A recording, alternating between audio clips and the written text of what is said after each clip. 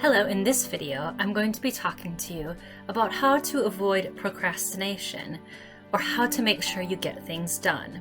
And in this video, the mainstay of my tip really is going to be about prioritizing your workload. And I'm going to give you some tips for how to do that.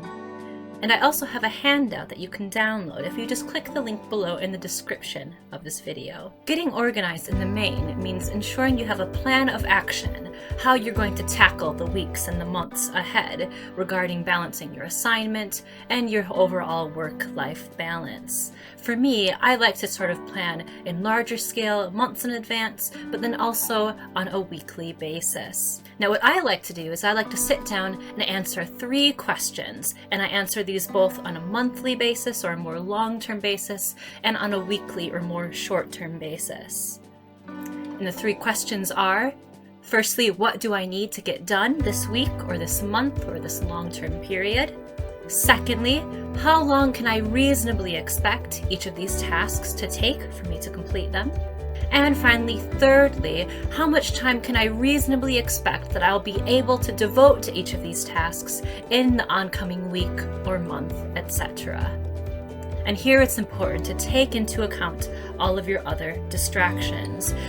You want to be brutally honest. So if you say you want to complete 40 hours of project A in the next week, but experience tells you that you're not likely to get more than 20 or 25 hours completed on that project, then don't try to be ambitious. Just put what is reasonable, especially in uncertain times like we're living in right now. Make sure you give yourself some breathing room and give yourself the space to have the rest that is definitely needed.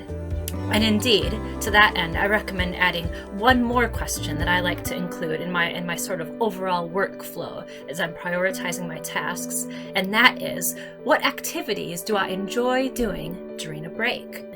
And this might involve watching a Netflix episode in between larger tasks that you've done. It might mean going out for a walk, going and picking up some groceries. It might mean calling a friend, going on Facebook or Instagram, TikTok for a bit. It can mean any of those activities that are sort of your way of employing R&R, or rest and relaxation, and ensuring that you work these into your workload. So once I've answered all of these questions, or I've generated my overall workflow, what I like to do then is, as I said, I'll answer them once on a monthly basis and once sort of on the short-term or weekly basis. I'll then go and have a look at everything I've put in the weekly basis, and I'll prioritize it. And the way I'll prioritize it is by this chart that I'm displaying here on the screen. So you can see everything is organized according to urgency, or the due date, how quickly do I need to complete it, and the priority, or how important it is to be completed.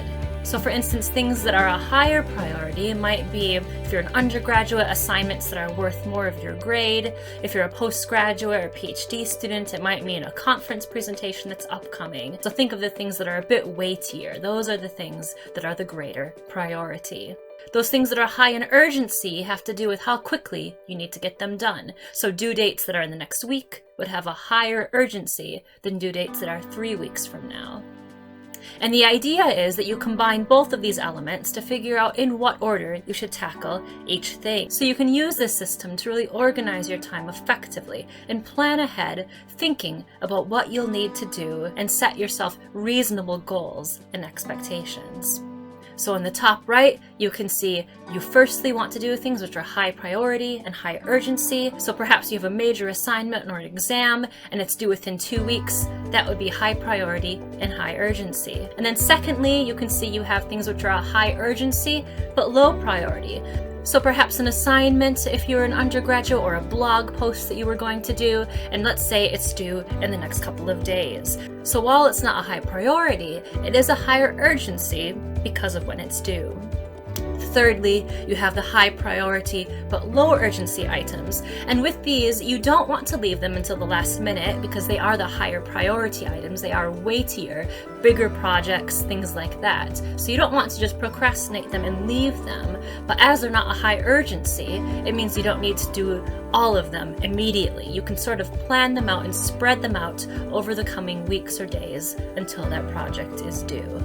And then lastly, of course, you have low priority, low urgency. These would be projects or tasks which are not very weighty at all, and they're not due anytime in the near future. And sometimes with these tasks, these can be some of the more fun ones. So maybe this would actually be a blog post that you promised somebody in 3 months' time. And you might be really excited because it's quite fun to be asked to write a blog post, but it's not a high priority, it's not a high urgency, so do try to persuade yourself to put that on the back burner right now, or perhaps allocate it as one of your R&R activities when you take a break. So after you've sort of delegated what the priority and urgency is of each of your tasks, do fit them into your weekly workload. And as mentioned before, I do have a weekly planner or a handout that you can download to help you do just this. And what's nice about this stage is you've already considered how much time you can reasonably expect to devote to each of the projects and how much you can reasonably expect yourself to get done based on past experience, and you've hopefully compiled a nice list of R&R activities you can incorporate into your week. And I would recommend integrating these into your schedule and creating something of a routine. So perhaps for you that might mean working for 2 hours on a project that's high priority and high urgency, then taking a break for an hour, doing one of your R&R activities, coming back and doing a couple more hours, but this time on a low priority, high urgency project, then once again taking an hour break for one of your R&R activities. Make sure you are considering your expectations and your goals and the priority and urgency of each of these tasks, and importantly, ensuring you include some breaks for rest and relaxation. So thank you for watching this video with tips on how to avoid procrastination and prioritize your workload. If you enjoyed it, please do subscribe to this channel for more research tips videos. If there's anything else that you'd like to see, that you'd like to recommend, please do leave me a comment below, or you can follow me on Instagram or Twitter.